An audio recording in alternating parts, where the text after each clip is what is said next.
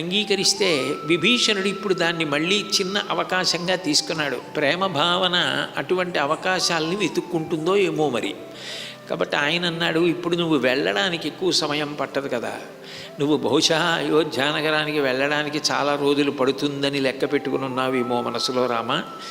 మీరు తలుచుకోగానే పుష్పక విమానం ఎక్కితే అయోధ్యానగరానికి వెళ్ళిపోతారు.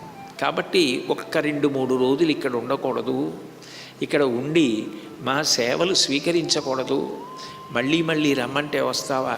కాబట్టి మా అందరి యొక్క సేవలను స్వీకరించి సత్కారాలను గ్రహించి మైత్రీ భావనతో నువ్వు ఇక్కడ ఉండాలి అని నేను కోరుకుంటున్నాను. అంటే అవతల వారు ఎంత ప్రేమతో అడుగుతారో అంత ప్రేమతోటి జవాబు చెప్తాడు రాముడు. కానీ ఆయన చెప్పిన తరువాత ఆయన జీవన విధానం అలా ఉంటుంది, ఆయన పద్ధతి అలా ఉంటుంది. దాన్ని వ్యతిరేకించడం మర్యాద కాదు, అన్నంత గంభీరంగా చెప్తాడు. రాముడు అన్నాడు, ఉపస్థాపయమి క్షిప్రం విమానం రాక్షసేశ్వర కృతకార్యస్య మే వాసః కథం స్విధిః సమ్మతః. నేను వచ్చిన కార్యం ఏదుందో అది పూర్తయిపోయింది. కార్యం పూర్తయిపోయిన తర్వాత కూడా ఇంకా ఇక్కడ కూర్చుని ఉండడం అర్థం లేని విషయం. అప్పుడు ఏం చేయాలి? కార్యం పూర్తయిపోయిన తర్వాత ఇక్కడ కూర్చుని గతాన్ని మధుర స్మృతులుగా మీతో కలిసి తలుచుకుంటూ కూర్చోవాలి. అట్లా కాకుండా మళ్ళీ భవిష్యత్తుని వర్తమానంలో ఒక మధుర స్మృతిగా గతానికి మిగిలిపోయేటట్టుగా ఎప్పటికప్పుడు మలుచుకోవడం అలవాటైన వాడు కాలాన్ని వృధా చేసుకోడు.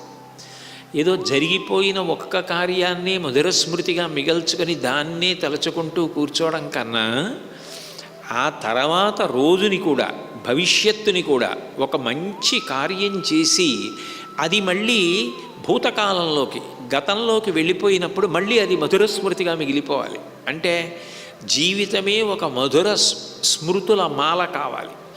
అలా అయితే తాను ఎన్నో సాధించాడు. ఇన్ని కార్యాలకి కీర్తి కారణం. కాలం రమ్మంటే రాదు.